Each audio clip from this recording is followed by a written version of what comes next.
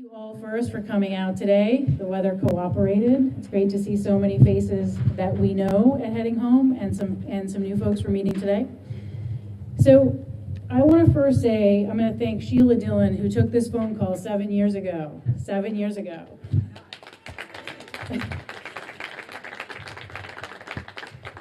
And I think I'd been here about 3 months, and there was a discussion that we had a building that needed some repairs. And yeah, folks chuckle who know what that means now. And those repairs were pretty big. And we knew we had to bring the building down. And so my call to Sheila was, okay, the building has structural issues. Do we want to keep it or do we want to let it go? And what would the city like? And Sheila never wavered, never paused, said, for a house, housing like this, we need to keep it, Danielle, so we got to figure this out. So I'm always grateful for that call and your commitment and the team's commitment from the city to be part of this. It is no question that this building, look, for everybody who knows me, I was a trauma therapist before this. I was at DCF, right? I would like to say that equipped me for this project, but it did not. It was easier to be a trauma therapist than to build a building, but we can discuss the details behind that another day. It really took a village. I start with 8 funders. 8 funders. I know you guys tell me this is normal. I still struggle with that as the idea of normal, so I'll push that envelope as we continue on. But I want to start with the thank yous. It's a long list, so folks bear with me for a second. And I require glasses to see it. So at our Executive Office of Housing and Livable Communities, I want to thank Kate Racer, Bronya Clifton, Chris Thompson, Vivian Pham, Gordy Calkins. From the city, Mayor Wu, Sheila, Rihanna Burnell, Kelly Shea, who I know is not on the project anymore, but so instrumental in the beginning, David Lewis, thank you guys for being with us through this every step of the way. CDAC supported us in the beginning, throughout, in pre-development, Roger Herzog, Sarah McKeever, Mass Development and our finance agency, Mass Department of Environmental Protection, the Mass Save Energy Program, Boston Children's Hospital, Sherry Nethersall, Tara Argwal. Tara's here with us somewhere, I think, yes. And Cambridge Savings Bank, Barbara Crystal and Dana DeMaranis. Those are our funders. Please give them a huge thank you.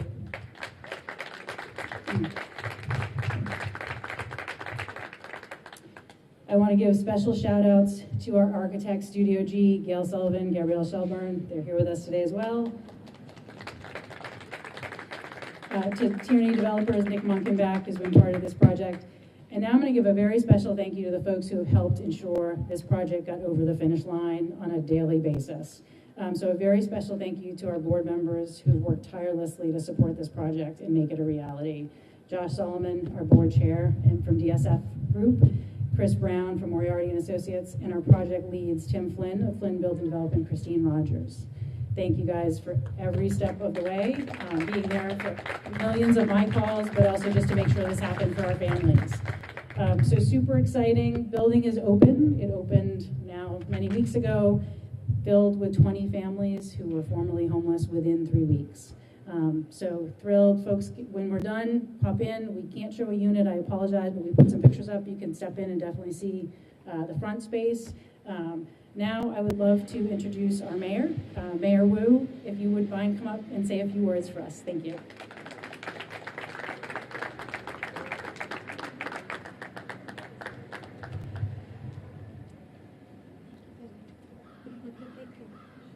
Thank you so much, Danielle, for all that you do. Thank you for your leadership, and thank you for your patience.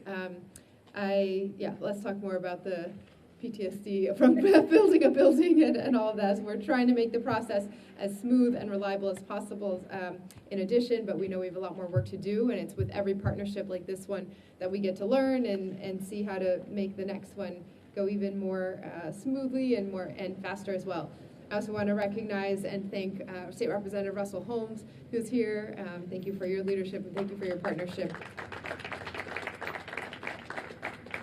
Double shout out. I'm going to echo the incredible thanks for our wonderful Chief of Housing, Sheila Dillon, and all that she does. Thank you, Sheila, for your relentless focus and all your relentless optimism also about all that we can do through housing for our communities.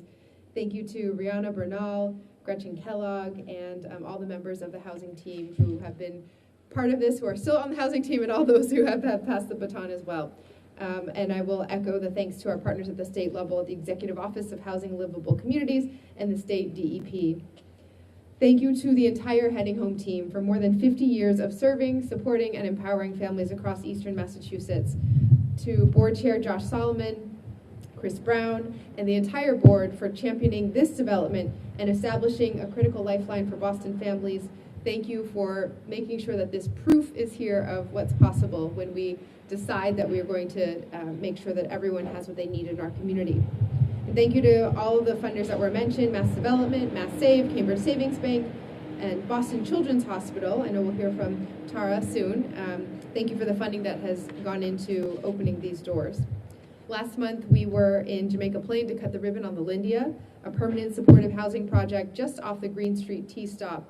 And there and here, we can feel the momentum of our funding dollars going to making a difference and showing the rest of the country what's possible, household by household, resident by resident, so that people can be deeply rooted in our communities. Our goal of the city is to make Boston a home for everyone. And to do so, we know that we have to make the housing journey, or journey to find housing, less steep and less difficult for everyone. Together with our partners, that's what we've done here at 37 Wales Street. 20 brand new 2- and 3-bedroom units for families who have experienced homelessness, each of which meets the highest standards of energy efficiency, because we know we have to do both.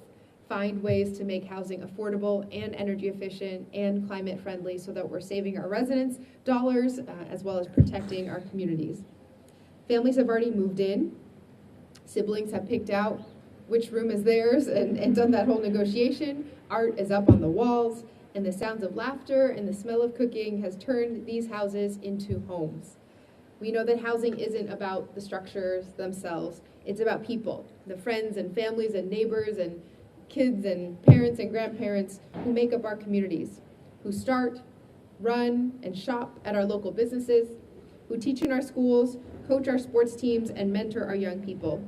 And the team at Heading Home understands that thoroughly, that our job doesn't end when we hand families the keys to a place of their own, that in fact, that's just the beginning.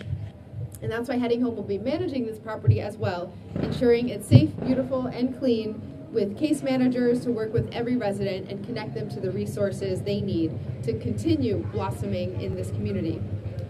At the city, we're proud to have co-invested nearly $4 million alongside our private partners to create this community. And these homes are just the latest in a series of new announcements that have been made around permanent supportive housing and housing affordability. We have created more than 270 units of permanent supportive housing under the leadership of Chief Dillon and her entire team and our administration. And we're not done yet. There are another 200 units more in construction and another 200 in the pipeline. Because we've demonstrated time and again that when we work together in partnership, we can provide housing that's beautiful, affordable, and sustainable. We can expand our housing stock, provide the supports our residents need, preserve existing affordable housing, and convert unused offices into housing as well. And through those partnerships, the mountain that our challenges can sometimes feel like becomes smaller and less steep. Moving forward gets a little easier, and the life that every one of our families deserves appears within reach. So congratulations to all the families here at 37 Wales Street, and we are so proud to be here and so proud to watch your growth in the community and your contributions that all of our community members will enjoy. Thank you so much.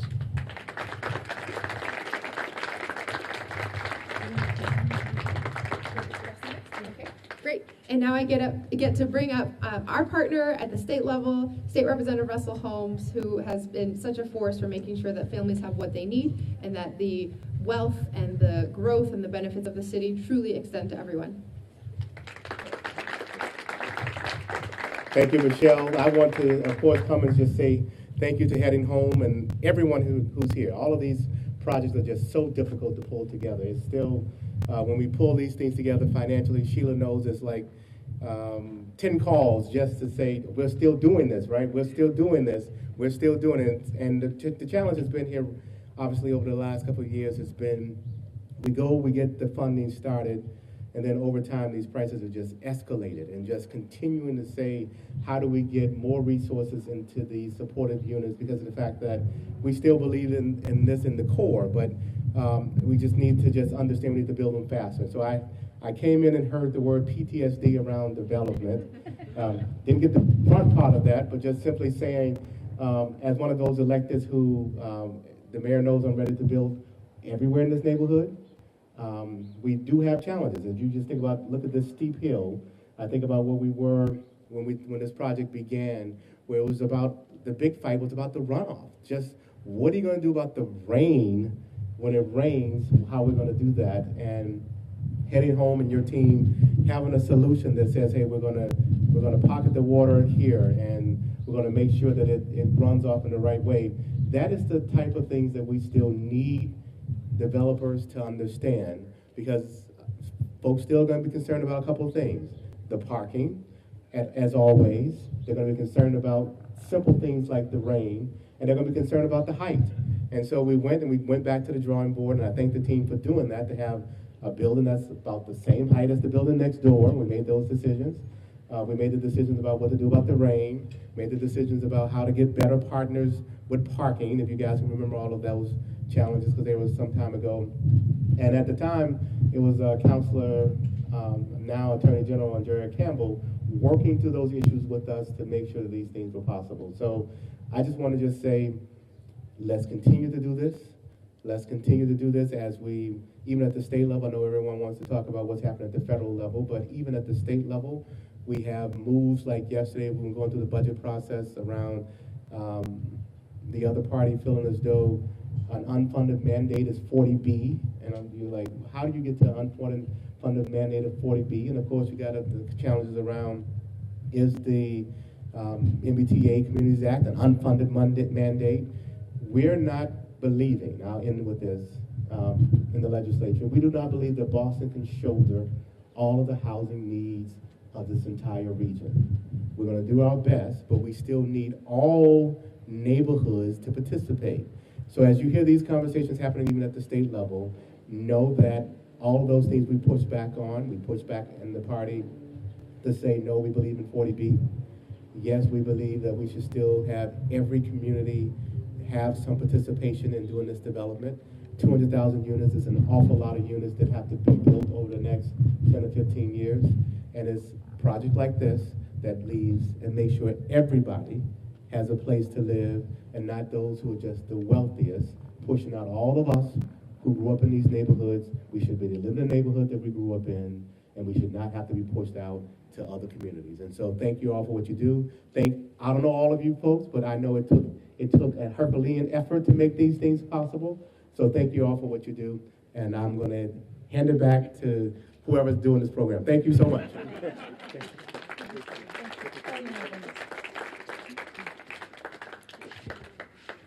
All right. Next, I would love to introduce Tara from Children's. Before you come up, or you can come, there's one really cool thing that's unique about this project for us now. Children's came in very early on in the project, so in terms of patience, we're incredibly patient with us. I felt onus, as I do to all of our funders. And some of the money was for capital, but some of the money is actually for children's services to support the little kiddos that we have in the building and make sure that they're having every access and opportunity to grow as we want them to. So that is unusual that we have funders do that, so thank you guys, we're immensely grateful for that.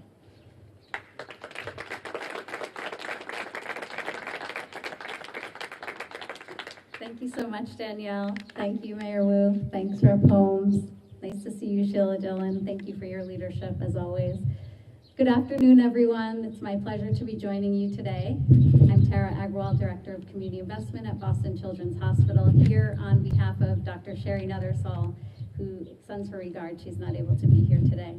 I just again want to extend my congratulations, Danielle, to you, the Heading Home team, Mayor Wu, and the families of 37 Wales Street. This is such an incredible milestone. 20 units of permanently affordable family supportive housing here in Boston, the largest project to date in the state. Congratulations, Boston. We need more of this. About 9 years ago, our community advisory board at Boston Children's Hospital challenged us to think bigger, to address housing as a core part of our community mission. So many of you here today may not know that Boston Children's Hospital has actually been advocating for affordable housing for families, investing in creating affordable housing here in the city of Boston for families and children, investing in supportive services for families who are looking for stable housing, and keeping families connected to our community through all of this work. We know too many families are struggling to find safe, stable housing, and too many kiddos in our community don't have enough beds of their own to sleep in at night.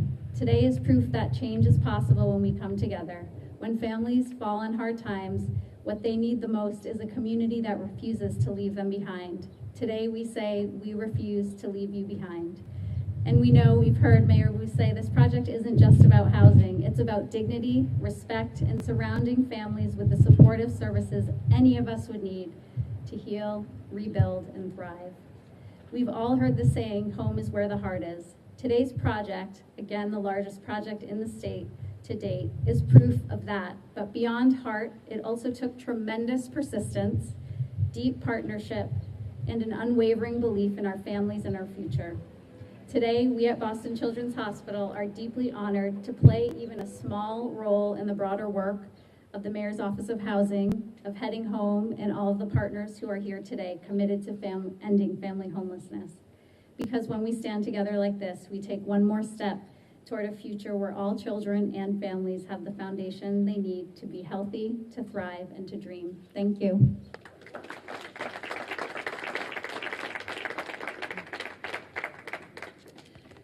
And last but certainly not least, our fearless chairman, Mr. Solomon. Would you please come up?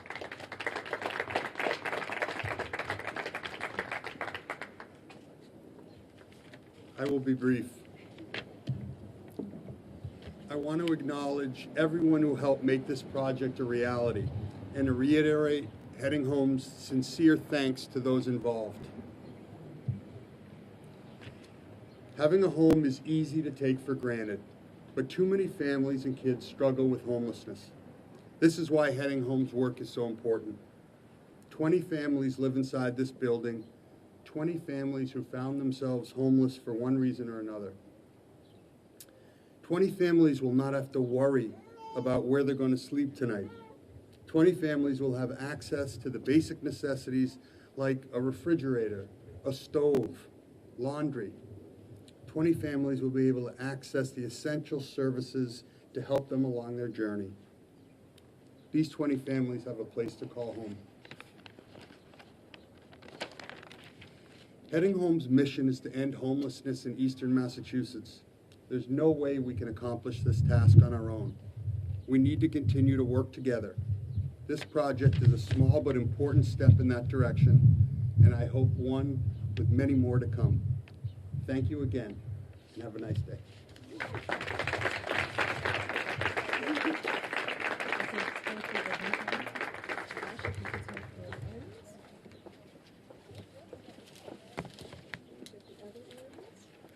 What are people with the money?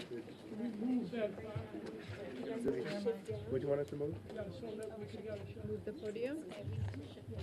Shift down. Yeah, let's see. No, he wants us to move it. I got you. You got it? Okay. Got it?